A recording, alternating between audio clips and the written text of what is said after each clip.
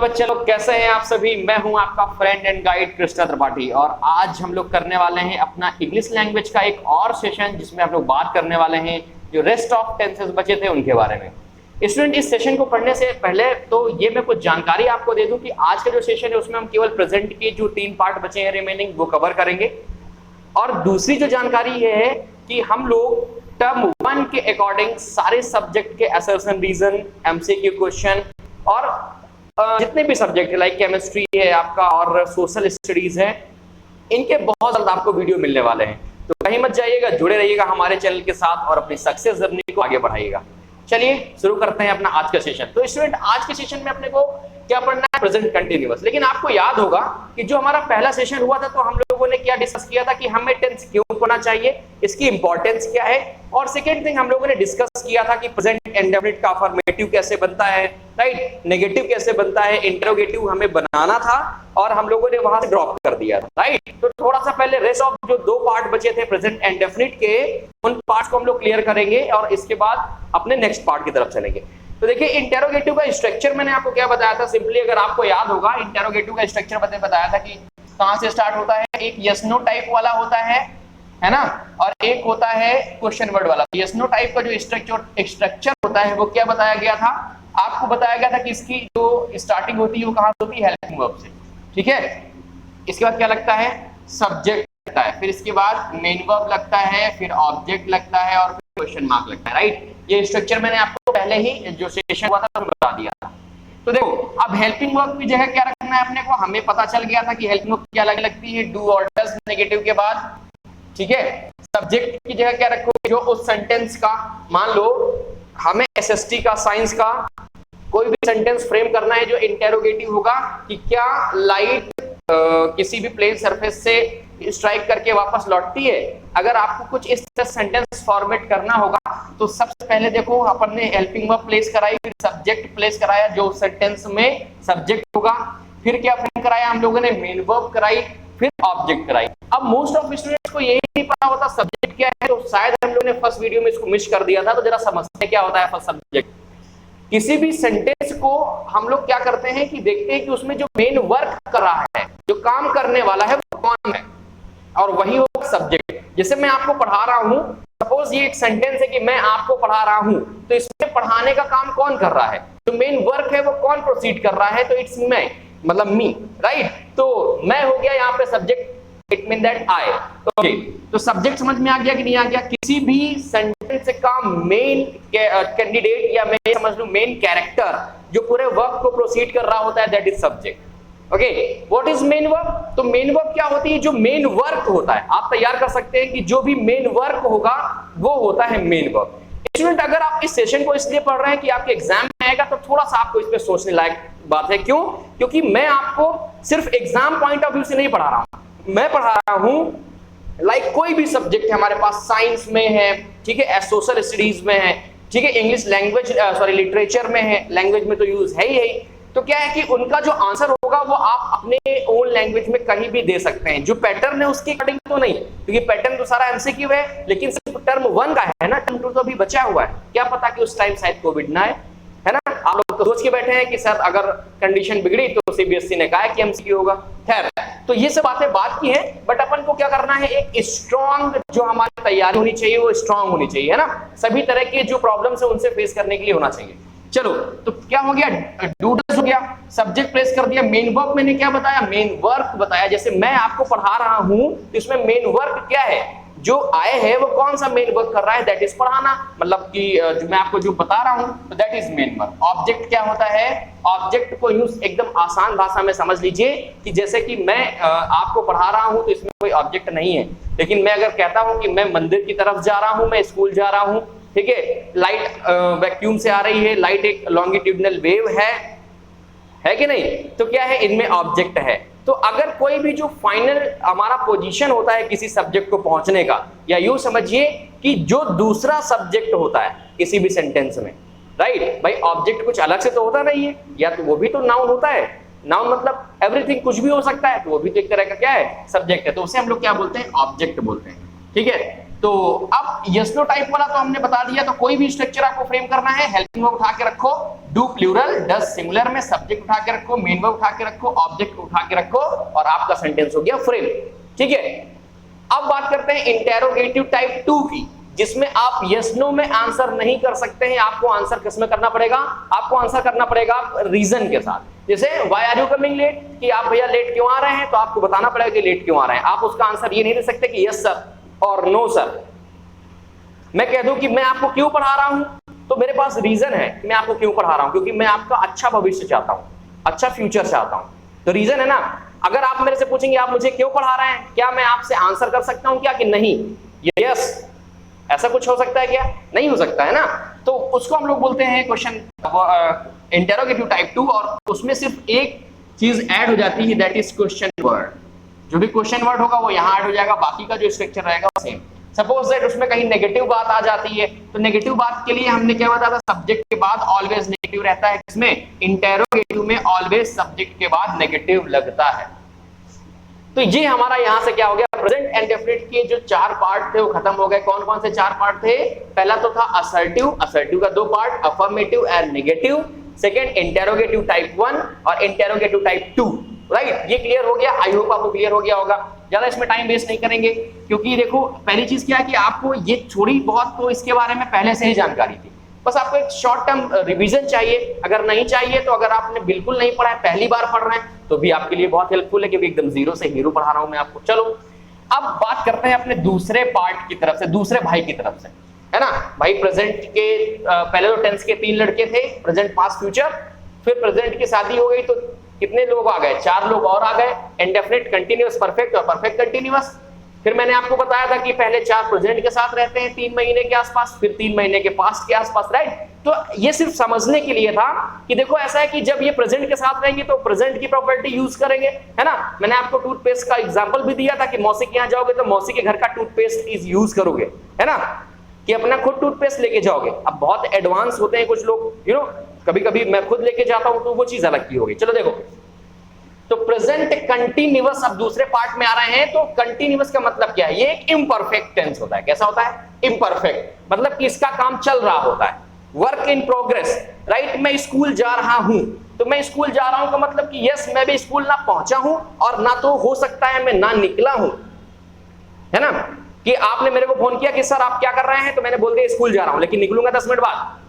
तो जो हमारा वर्क होता है वो उसमें कंप्लीट नहीं होता है, क्या हो रहा है, चल रहा होता है। उसे हम लोग क्या बोलते हैं? प्रेजेंट कंटीन्यूअस, और इसको इम्परफेक्ट टेंस के नाम से भी जाना जाता है, प्रेजेंट इम्परफेक्ट। ठीक है, तो अब बड़ी सिंपल सी बात है, प्रेजेंट कंटीन्यूअस को कौन नहीं जानता भाई? हेल्पिंग वर्ब जो यूज होती है उसमें यूज होती है इज, एम, आर। देखो बड़ा सिंपल सा लॉजिक है कि मैंने आपको स्ट्रक्चर बता दिए हैं, मैं अब आपको हेल्पिंग वर्ब बताते हुए चलूंगा, मेन वर्ब की कौन सी फॉर्म्स यूज हो रही वो बताते हुए चलूंगा, और बाकी का जो स्ट्रक्चर में रखने का काम है, प्लेस करने का काम है, वो आपको करना है। क्योंकि अगर आप वर्क नहीं करोगे भाई, वैसे भी एमसीक्यू है ना, वर्क नहीं करोगे तो थोड़ा सा आपके हाथों में सूजन आ जाएगी ना, तो काम करते रहना चाहिए।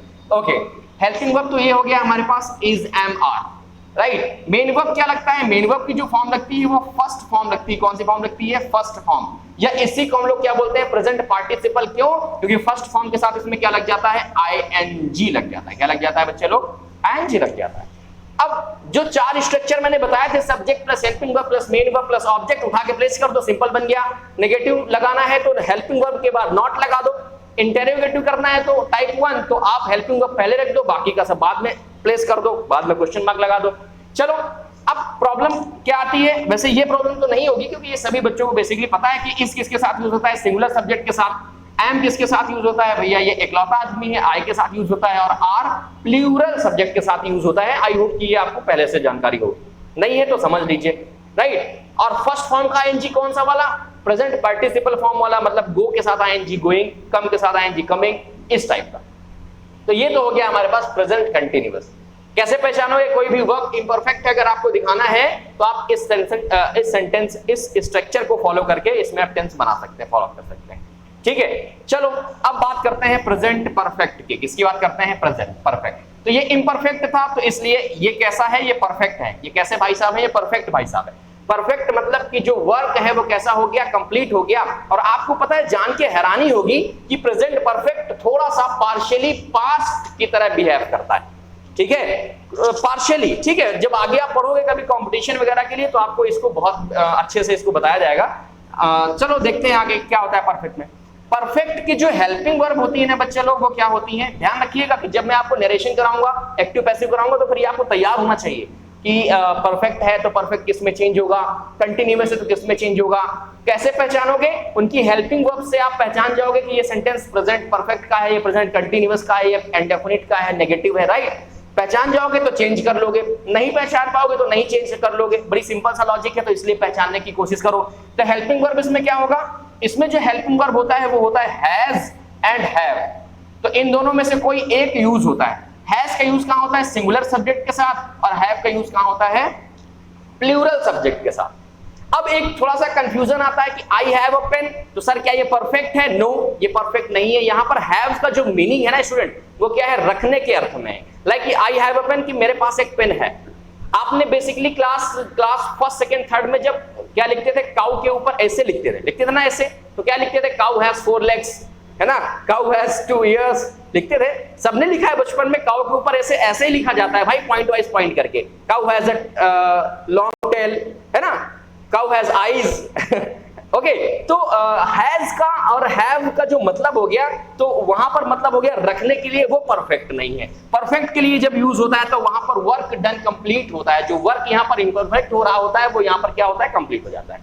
जैसे मैं स्कूल जा चुका हूं, तो अगर मेरे को फोन करोगे, मैं स्कूल में होगा, मैं आपसे कहूंगा सर मैं स्कूल जा चुका हूं, तो इसका मतलब मैं स्कूल में पहुंच गया हूं, परफेक्ट हो गया है मेरा काम। जो इम्परफेक्ट था वो क्या हो गया, परफेक्ट हो गया, ठीक है ना। चलो भाई, तो ये तो हो गया अपने पास प्रेजेंट परफेक्ट। अब इसकी बात आती है मेन वर्ब की, कि कौन सा मेन वर्ब इसमें यूज करते हैं सर।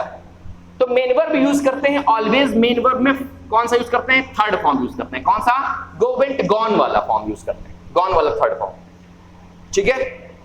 कौन सी मेन वर्ब, थर्ड। अब फिर वही स्ट्रक्चर, अफर्मेटिव का, नेगेटिव का, इंटेरोगेटिव का, इंटेरोगेटिव प्लस नेगेटिव का, उठा के हेल्पिंग वर्ब प्लेस करना है। सब्जेक्ट सिंगुलर है तो सिंगुलर के अकॉर्डिंग, प्लूरल है तो प्लूरल के अकॉर्डिंग, और मेन वर्ब अगर थर्ड फॉर्म लगाना है, लगाना ही है इसके लिए, तो थर्ड फॉर्म लगा देना है मेन वर्ब में। ओके, सेकेंड थिंग, अगर मान लो ये बेसिकली जो मैं आपको बता रहा हूं कि स्ट्रक्चर है, तो आपको स्टेटमेंट बनाने में हेल्प मिलेगी।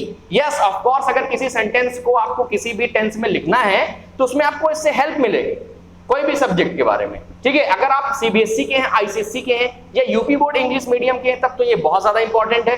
ओके, सीबीएसई और आईसीएसई के लिए थोड़ा कम इंपॉर्टेंट है। क्यों? क्योंकि उनको सिर्फ नरेशन और एक्टिव पैसिव में ही यूज होगा। तो नरेशन और एक्टिव पैसिव में यूज तो तब करोगे ना जब पता होगा कि हैज दिख गया तो पता चल गया कि क्या है, प्रेजेंट परफेक्ट है। क्योंकि चेंजमेंट तो उसमें कराना ही पड़ेगा ना आपको। आप जब इनडायरेक्ट और डायरेक्ट को चेंज कराओगे तो उसमें आपको टेंस चेंज कराना पड़ेगा। तो आपको अगर पता है कि हाँ ये परफेक्ट है तो आपको पता चल जाएगा कि किसमें चेंज करना है। नहीं पता चलेगा तो नहीं कर पाओगे।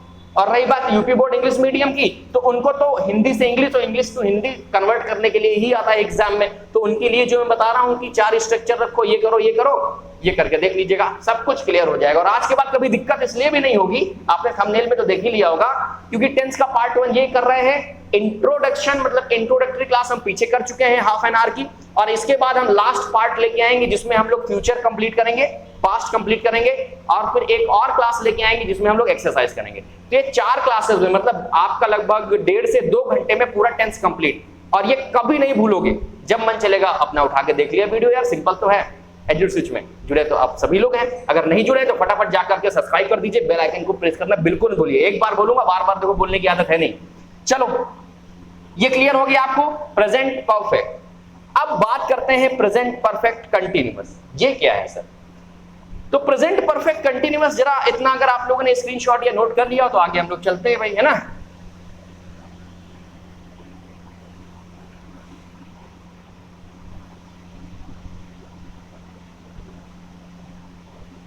ये प्रेजेंट परफेक्ट, ठीक है, काम चला लेते हैं इससे। अब यार इसका नाम क्या है जरा देखो, प्रेजेंट। चलो प्रेजेंट तो है ही, मान लो, है ना, उसके साथ रह रहा है। इसके बाद परफेक्ट मतलब कि ये कंप्लीट भी हो रहा है काम, और कंटिन्यूअस मतलब इनकम्प्लीट भी हो रहा है, इम्परफेक्ट भी है, परफेक्ट भी है, इम्परफेक्ट भी है। तो ऐसा कैसे हो सकता है कि कोई भी परफेक्ट हो और ना भी परफेक्ट हो? ऐसा क्या हो सकता है क्या? बताइए भाई, देखिए मैं कुछ एग्जांपल आपको बोल रहा हूं तो कुछ आपको शायद उसमें समझ में आ जाएगा। ठीक है, just a wait, just a minute. कहां चले गए भैया?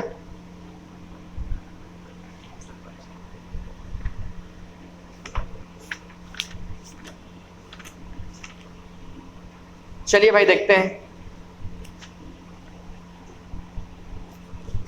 तो पहली चीज तो ये समझिए कि इसका नाम क्यों रखा गया है ऐसा। ठीक है, जैसे मैं आपको एक एग्जांपल देता हूं कि Shyam has been playing with the ball for 2 hours. तो श्याम जो है 2 घंटे से खेल रहा है। ठीक है, तो देखो कुछ काम तो उसका हो चुका होगा खेलने वाला, 2 घंटे से कर रहा है ना, तो कुछ ना कुछ तो पार्ट हुआ, कंप्लीट हुआ। और 2 घंटे से अभी खेल रहा है तो एक काम कंटिन्यू भी चल रहा है, कंटिन्यू चल रहा है। चलो, तो ये तो हो गया हमारे पास प्रेजेंट परफेक्ट कंटिन्यूअस। अब परफेक्ट का इसने क्या लिया? परफेक्ट का लिया इसने हैज हैव, पीछे पढ़ के आया हो हेल्पिंग वर्ब में, पढ़ के आया हो ना। परफेक्ट का क्या लिया? हैज हैव ले लिया। ठीक, और कंटिन्यूअस का इसने 2 चीजें ली, एक तो बीन ले लिया, और बीन मतलब होना, कंटिन्यू चल रहा है, और बी क्योंकि एक बी एक फॉर्म है ना, बी मतलब होना, एक मेन वर्ब है, तो बीन ले लिया। और इसके बाद क्या ले लिया? मेन वर्ब में ले लिया इसने आईएनजी। तो देखो एक कंक्लूजन और यहां से निकल के आ गया। क्या निकल के आ गया? कि कहीं पर भी आपको कंटिन्यूअस वर्ड दिख जाए, कंटिन्यूअस वर्ड दिख जाए, तो ये समझ जाना प्यारे बच्चा लोग कि देखो फर्स्ट फॉर्म में आईएनजी ही लगेगा। ध्यान दीजिएगा, चाहे वो पास्ट का हो, चाहे परफेक्ट का हो, कहीं पर भी कंटिन्यूअस दिख जाए। अब भाई कंटिन्यूअस है तो अपना नेचर थोड़ी चेंज करेगा। अगर एक ईमानदार आदमी है तो उसके सामने कुछ भी तुम सोने की कुल्हाड़ी रख दोगे या किसी की भी चांदी की कुल्हाड़ी रख दोगे, तो वो अपना जो ईमानदारी वाला कैरेक्टर है वो लूज करेगा क्या? नहीं लूज करेगा। अब हाँ, आजकल के ईमानदार होंगे तो लूज कर देंगे, बट जो हम लोगों ने स्टोरी पढ़ी थी याद करो, तो वो कंटिन्यूअस है, तो प्रेजेंट के साथ भी वो अपना कैरेक्टर पकड़ के चलेगा, पास्ट के साथ भी अपना कैरेक्टर पकड़ के चलेगा, और फ्यूचर के साथ भी अपना कैरेक्टर पकड़ के चलेगा। दैट्स व्हाई अगर कहीं पर भी आपको कंटिन्यूअस दिखता है ना, तो क्या करना है? फर्स्ट फॉर्म के साथ आईएनजी आपको यूज करना है। ठीक है, आई बात समझ में कि नहीं आई? ठीक है भाई, तो ये तो हो गया हैज हैव प्लस बीन वाला सिस्टम हो गया कि हमारे पास हैज हैव प्लस बीन। अब जरा समझ लो, हैज बीन ये लगाओगे और हैव बीन ये लगाओगे, मतलब बीन दोनों के साथ यूज करना है और सिंगल वर्ब ये हो जाएगी। ठीक है, और मेन वर्ब क्या हो गया? फर्स्ट फॉर्म के साथ आईएनजी लगेगी। मैंने आपको एग्जांपल दिया। अब एक प्रॉब्लम आती है यहाँ पर स्टूडेंट टाइम की। किसकी प्रॉब्लम आती है? टाइम पीरियड इसमें गिवन होता है। इसमें जो मेन खास बात क्या है, उसमें क्या दिया रहेगा? टाइम पीरियड दिया रहेगा। तो अब टाइम पीरियड को जब दे रखा है तो उसको कैसे सॉल्व करोगे? तो इसके लिए मैं आपको छोटी सी स्मॉल ट्रिक बताता हूं। ठीक है, क्योंकि बचपन में बेसिक बच्चों को क्या पढ़ाया जाता है, आपने भी पढ़ा होगा कि अगर कोई फिक्स टाइम है, fix time in the sense मान लो मंडे है तो मंडे फिक्स टाइम होता है। Yes of course Monday fix है, तो वहां पर सिंस लगा दो। ठीक है, 2021 है तो फिक्स टाइम है, वहां पर क्या लगा दो? सिंस लगा दो। जहां पर टाइम फिक्स ना हो, like 2 hour, 3 hour, 4 hour, 5 hour, तो वहां पर क्या कर दो? वहां पर आप फॉर लगा दो, क्योंकि ये टाइम फिक्स नहीं है। यस और नो, यही तो पढ़ाया जाता है। चलो एक छोटी सी ट्रिक है और ये कभी फेल नहीं होगी, जरा ध्यान देना। पहली ट्रिक तो ये कि एक पहले ये टाइम लिखो। क्या लिखो? टाइम वर्ड, और एक टाइम और लिखो। लिख लिया? ट्रिक समझने की कोशिश करना, एकदम बहुत धांसू ट्रिक है। टाइम का अगर प्लूरल बन जा रहा है, क्या बन जा रहा है? प्लूरल बन जा रहा है, तो वहां पर हम लोग को क्या लगाना है? हम लोग को लगाना है फॉर। क्या लगाना है? फॉर लगाना है। अगर टाइम वर्ड का प्लूरल बन जा रहा है तो वहां पर क्या लगाना है? अपने को फॉर लगाना है। और अगर टाइम का प्लूरल नहीं बन रहा है तो वहां पर क्या लगाना है? सिंस लगाना है। यही तो है, हाँ यही है। अगर हम लोग टाइम वर्ड का प्लूरल बना रहे हैं, ध्यान समझिएगा क्योंकि अभी समझाऊंगा तो फिर क्लियर हो जाएगा। टाइम वर्ड का अगर प्लूरल बना रहे हैं तो वहां पर क्या लगाना है? फॉर लगाना है। और टाइम वर्ड का अगर प्लूरल नहीं बन रहा है तो वहां पर क्या लगाना है? सिंस लगाना है। ठीक है, चलो मैं बात करता हूं मंडे की। किसकी बात कर लेता हूं? मंडे की। ठीक है, तो अब मंडे का जो प्लूरल अगर आपने सुना है कभी तो क्या सुना होगा? मंडेज। कभी सुना है क्या? जनरली भाषा में हम लोग मंडेज नहीं यूज करते हैं। अगर हाँ मुझे लैंग्वेज नहीं आती तो मैं आपसे बोल सकता हूं कि I am working since so many Mondays. So many लग गया, स्पेसिफाई कर दिया गया। अगर ये सो मेनी ना लगाओ तो कभी मंडेज कभी नहीं लगता भैया, सो मेनी के साथ भी मंडेज नहीं लगता। ओके, क्या मंडो? कई सारे मंडो से काम कर रहे हो क्या? मंडे का कोई मंडो नहीं होता। अच्छा 2020 तो क्या सुना है? कभी सुना है क्या आपने? 2020s ऐसा सुना है क्या? तो ये जो टाइम है इसका देखो प्लूरल नहीं बन रहा है। आप टाइम वर्ड जो दिया है सेंटेंस में उसको उठाइए, या जो आपके माइंड मेकअप में है फ्रेम करना है सेंटेंस, उसका टाइम उठाओ। टाइम को देखो प्लूरल कर रहा है क्या? अगर प्लूरल कर रहा है तो वहां फॉर प्लेस कर दो। जैसे आवर्स, घंटे का घंटों होता है, मैं कई घंटों से पढ़ रहा हूं तो घंटा है घंटे का, घंटा है घंटे घंटों हो गया, ठीक है। मंडे सोमवार, अब सोमवारों से हो, कभी आपने हो सकता है हिंदी में सुना हो कि कई सोमवारों से, तो कई लग गया, स्पेसिफाई कर दिया गया ना यार, ठीक है। तो इस तरह से जिन वर्ड का क्या बनता है, प्लूरल बन जाता है, वहां पर फॉर यूज करते हैं। जिन टाइम वर्ड का प्लूरल नहीं बनता वहां पर सिंस यूज करते हैं। कोई भी अब एक टाइम वर्ड सोच लो और कमेंट करके मुझे बताना इस वीडियो के एंड में कि सर ये टाइम है जिसका हम प्लूरल बनाते हैं या बनता है, और वहां पर हम लोग क्या यूज करते हैं, सिंस यूज करते हैं। कोई भी एक सोच लेना वीडियो देखने के बाद एंड में, और कमेंट करना, मैं आप सबको पर्सनली रिप्लाई करूंगा और उसका मैं क्या बताऊंगा, एक्सप्लेनेशन आपको दूंगा। और हाँ, स्पेशली जिन बच्चों ने अभी तक हमारा व्हाट्सएप ग्रुप ज्वाइन नहीं किया है वो जरूर से जरूर हमारा व्हाट्सएप ग्रुप ज्वाइन कर लें, जिसमें फ्री ऑफ कॉस्ट आप अपने डाउट को क्लियर कर सकते हैं, किसी भी सब्जेक्ट से रिलेटेड, फिजिक्स है, केमिस्ट्री है, एसएसटी है, किसी भी सब्जेक्ट से रिलेटेड, ठीक है। चलो भाई, तो क्या कुछ समझ में आएगा? प्रेजेंट परफेक्ट कंटीन्यूअस क्या हो गया? Present perfect continuous is that कि जहां पर हेल्पिंग वर्ब हैज है प्लस बीन लगा देंगे और फर्स्ट फॉर्म के साथ आईएनजी मेन वर्ब लगेगा। टाइम पीरियड दिया रहता है तो टाइम पीरियड के लिए क्या लगाते हैं हम लोग? अगर टाइम हमारे पास प्लूरल फॉर्मेट में बन रहा है तो वहां पर फॉर्म, अगर फॉर, और अगर टाइम का प्लूरल फॉर्मेट नहीं बन रहा है तो वहां पर क्या यूज करेंगे? सिंस यूज करेंगे। क्या आप सबको क्लियर है बच्चों लोग? फटाफट बताइए कमेंट करके। अब हम लोग चलते हैं कुछ एग्जाम्पल की तरफ। मुझे आदत हो गई है फटाफट बताइए कमेंट करके बोलने की, क्योंकि जब कभी लाइव क्लासेस होती हैं तो इसमें बोलना पड़ता है ना। चलो एक क्वेश्चन लिख लेते हैं, देखो भाई एक क्वेश्चन कर लेते हैं, ठीक है, तो आपको क्लियर हो जाएगा। जैसे है I have been reading this book since Monday। देखो, I have been reading,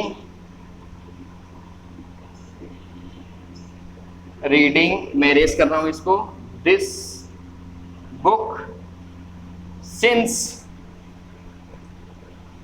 Monday, ठीक है। देखो स्ट्रक्चर फॉलो कर रहा है कि नहीं फॉलो कर रहा? Subject plus helping verb plus main verb plus object. तो ऑब्जेक्ट में क्या कर रहा हूं मैं? पढ़ रहा हूं ना, सॉरी वर्ब है हमारा रीडिंग, ऑब्जेक्ट तो कुछ खास दिया नहीं है इसमें, राइट। टाइम दिया हुआ है तो देखो subject plus helping verb plus main verb के बाद टाइम लगा देना है अपने को, सिंस मंडे। अगर कोई ऑब्जेक्ट दिया होता तो उसके बाद हम लोग क्या प्लेस कर देते? ऑब्जेक्ट प्लेस कर देते, ठीक है। नेगेटिव लगाना है तो अब नेगेटिव देखो, अब ये कंपाउंड वर्ब बन गई। पहले हम लोग हैज हैव सिंगल वर्ब पढ़ के आते थे, अब इसमें दो वर्ड लगाओगे तब एक मेन वर्ब हेल्पिंग वर्ब बनेगी। तो जब कंपाउंड वर्ब आती है ना हेल्पिंग वर्ब, तो हम लोग क्या करते हैं? वर्ब 1 और ये वर्ब 2। तो जब हम कभी नॉट लगाते हैं वो ऑलवेज कहां लगाते हैं? वर्ब 1 और वर्ब 2 के बीच में लगाते हैं, ठीक है। कंपाउंड अगर हेल्पिंग वर्ब है तो ध्यान समझ में आया? तो यहाँ हैज बीन, हैव बीन एक कंपाउंड वर्ब बनेगी, तो हैज हैव बीन के बीच में लगेगा नॉट। अगर नॉट लगाना है तो यहाँ क्या बन जाएगा? नॉट लग जाएगा, ठीक है। अगर नेगेटिव सेंटेंस, अगर हमें इसका इंटेरोगेटिव बनाना है तो क्या करोगे? अगर इंटेरोगेटिव बनाना है तो क्या बन जाएगा? Have I been. ध्यान देना, क्या लगाओगे? सबसे पहले हेल्पिंग वर्ब फिर सब्जेक्ट, ओके। यही तो हमारा स्ट्रक्चर है, हेल्पिंग वर्ब फिर सब्जेक्ट फिर मेन वर्ब। तो पहले क्या लगाओगे? हेल्पिंग वर्ब फिर सब्जेक्ट फिर बीन फिर देन मेन वर्ब, ओके। कुछ इस तरह से कंपाउंड वर्ब का इंटेरोगेटिव बनाते हैं, समझ लीजिए, क्योंकि अभी आगे फिर से काम आने वाला है प्रेजेंट और फ्यूचर में, ठीक है। अब इंटेरोगेटिव टाइप 2 बनाना है तो ये लग जाएगा why have I been, okay. Simple है कि नहीं? अगर कहीं पर भी आपको प्रॉब्लम आती है तो कमेंट करके बताइएगा। बच्चे लोग यहां से जो प्रेजेंट टेंस था वो हमारा पूरी तरह से खत्म हो चुका है। बने रहिए मेरे साथ, क्योंकि अगला सेशन में करने वाला हूं आपको पास्ट और फ्यूचर एक साथ कंबाइन करके करेंगे, और फिर उसके अगले सेशन में हम लोग एक्सरसाइज करेंगे, और इसके बाद आपको कभी टेंस में प्रॉब्लम नहीं होगी, चाहे आप नरेशन कर लीजिएगा चाहे एक्टिव पैसिव कर लीजिएगा, ठीक है बच्चे लोग। चलिए तो मिलते हैं हम लोग अपने नेक्स्ट सेशन में, तब तक के लिए हंसते रहिए, मुस्कुराते रहिए। बाय बाय, टाटा, टेक केयर।